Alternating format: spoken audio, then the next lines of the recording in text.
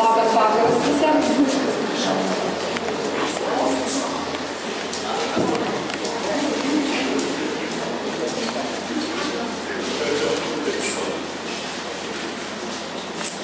Šis aktas nedrįsčiau vadinti performans, tiesiog truputį pasikeitė scenarijus, bet esminę projekto dalį stengsimės perteikti.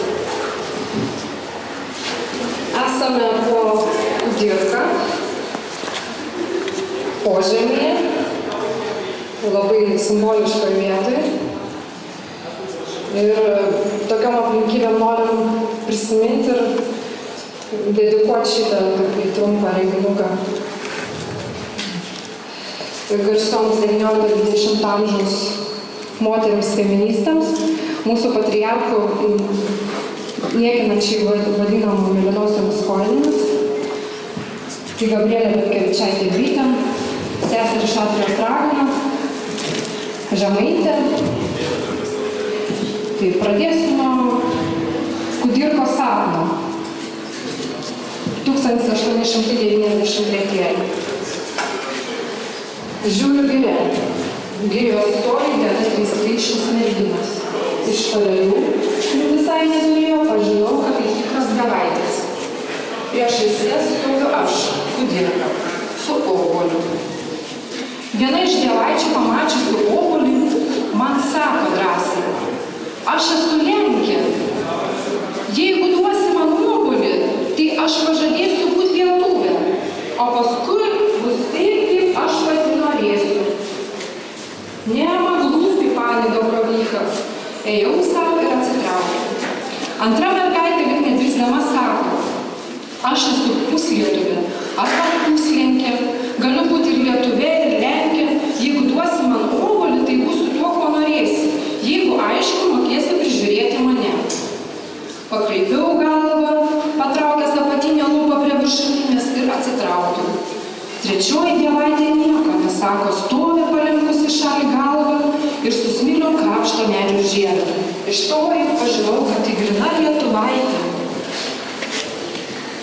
Nužygau, nesulaukdamas manau, kada jį prašneka, pats užklausiu: o tu didienė, ar malonėtum obuolį? Tygi, išgirdau atsakymą. Ar imtum iš manęs? Tygi. Tu lietuvė ir Lenkė? Tygi. Išsidžiojau, išverčiau akis ir nežinojau, ko toliau klausti. Da sakau, pasikalbėsiu, bet man graudu pasidarė. Moteris darbingoji lytis turi išugdyti naują pilietiškai darbingą kartą. Ne tik tarp mokyklos sienų, bet pirmiausia namų aplinkoje turi būti žadinami patriotiniai jausmai. Tygi. Moteriškos protas 3 slogiais už šūdšūdį lengvesnis.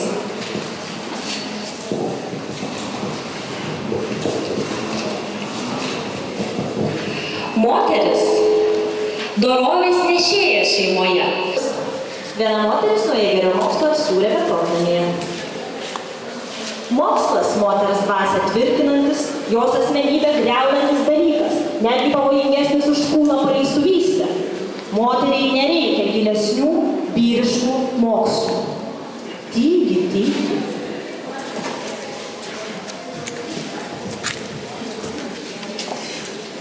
Moteriai vyriškas išsilavinimas nereikalingas. Ir neretai jis tampa netgi kenksmingas. Nes moteris tokio gilesnio mokslo neperneš. Moteris turi kaupti labiausiai tas žinias, kurias galėtų skiepyti savo vaikų širdis ir protus. Viso to, ko moteris negali perteikti savo vaikams, yra jai tiesiog nereikalinga. Reikštis per kitus, nei pačiai savimi. Geriau vykdyti svetimą valią nei savo, gyventi stipriau kitose nei savyje. Neieškoti naujų kelių, eiti išmintais, toli nesiekiant pasaulį matyti namuose, jausti meilę savyje ir aplink save. Greta dvasios šviesumo išsaugoti paprastumą, greta stipraus jausmo, patriotinio, išsaugoti santūrumą, greta žavumo ir dorybių, kuklumą. Daržas be krapų ir moteris be papų.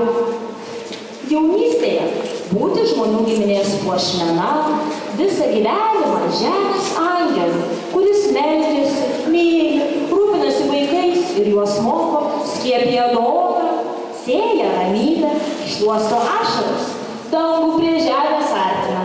Tai yra moters galia. Moteriška su kanapė paauga, su šunim pasensta. Ir gyvenam, kad tautos patriarchų pogrindyje turim skaityti ir klausyti. Abi lytis privalo alsuoti tą pačią dvasią, tačiau vyro pareiga efektyviai ir garbingai veikti, o moteris turi vainikuoti garbingus vyrus ir niekinti netikėlius. Asilas, moteriškiai ir riešutas bus geri, jeigu bus mušami. Ši mieliausiai visuomenės dalis sudėtingomis valstybės gyvenimo sąlygomis negali likti egzotiniu medžiu, kuris negali mūsų žemėje nei prigyti, nei žydėti. Moteris tai kaip verba. Kuo daugiau laužai, tuo gražesnė atžalia. Džiaukis, sūnau, kalbėjo viena motina, širdingai bučiuodama sūnų. Džiaukis, kad kare netekai kojos. Dabar kaskart žengdamas prisiminsi mylimą tėvynę.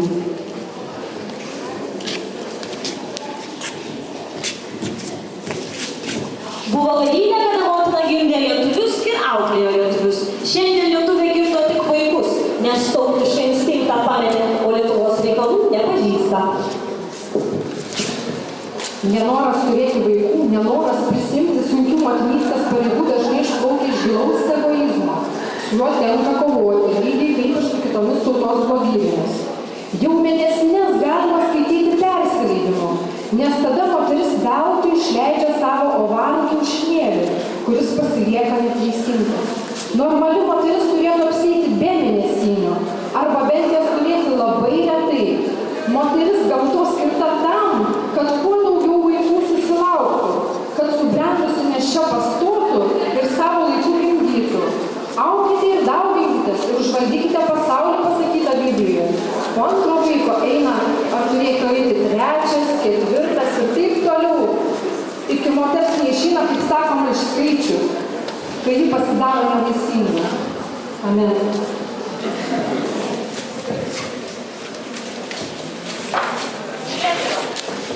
Lietuva, moteris, kiekvieno koncepcijos kairiulė. Jeigu spitališka meilė tave vaisins, Lietuva, tavo nepratusios įščios neišlaikys. Jos sprogs, išlakstys keliaudamas. Geriau išgerk kairiulę. Mums jau kyla potencija, nes tuo išausime savo malonumą tiesiai į tave. Viskas keičiasi. Mes nebe pasyvūs kūnojimai, nes sprogdinantis užtaisai. Mes nebe... Mūsų veikia gyvenimas gauna būdą patriotų meilės vienybę. Lietuva, Lietuva tavo žmonės, o dabar dar savo. Tavo žmonės neturi galių. Laisvę gauna Lietuva.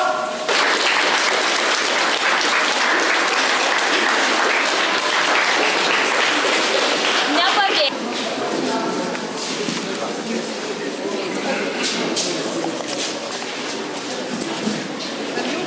Reikia Dimitrafo, jeigu jūs portalis. Ką? Jį reikia to.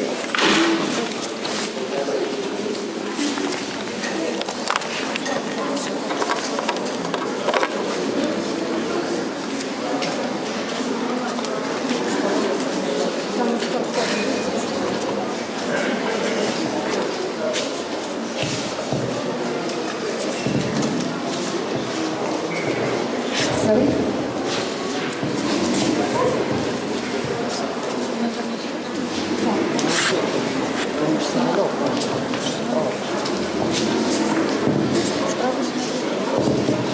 Kviečiu sudėkoti Lietuvos himną tokį, kokį Išsičiam čia tau, padėk šalia. mėlynas spalvas.